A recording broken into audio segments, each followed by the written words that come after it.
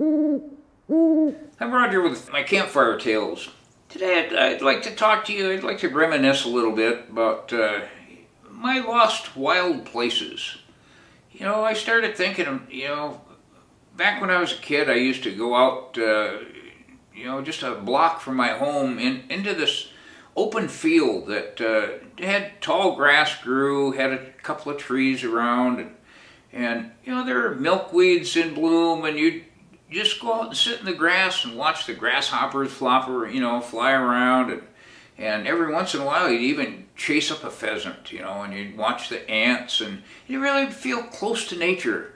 And eventually, some developer came along and built a house there, and I was crushed. That was my wild place. That's where I could really kind of blend in with nature. And over the years, I've lost one place after another. I've had farmers plow wetlands over, or developers cut down trees, or loggers cut down trees that where I would get my mushrooms, or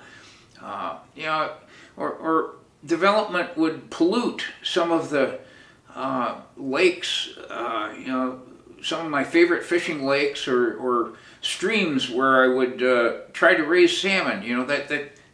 I've been to streams where salmon, 20 years ago were just all over the place, would return each year to spawn, and all of a sudden there's so much pollution in the streams they wouldn't come back.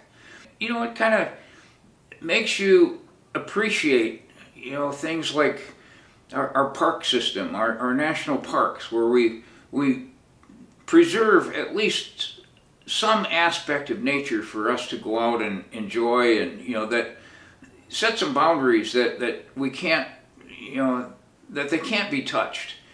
But we've got to kind of protect our rights as well. These make sure that some of the developments don't encroach on, or bring oil lines and pollution into our ecosystem and ruin it. And it's the kind of thing that we just have to stay on top of. And if you love nature and you love being out there, you have to protect those wild places, not just our national parks, but just some of the your own little meadow in your neighborhood. Just kind of stick up for your rights and say, I like green belts and green spaces, and I like to go for a walk where I see trees and wildflowers, and just kind of think along the lines.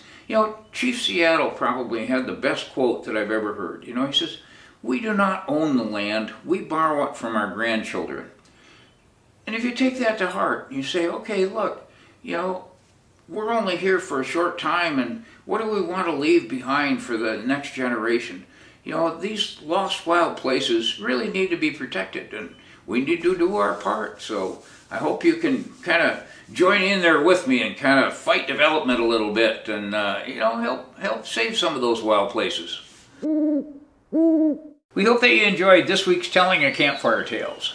Please remember to hit subscribe to make sure that you get the announcements for next week's upcoming activities, as well as the new topics for the Campfire Tales. Please also share the fun that we have here and let your friends know about our website. Check out RogersOutdoorChannel.org for more information and to stay connected.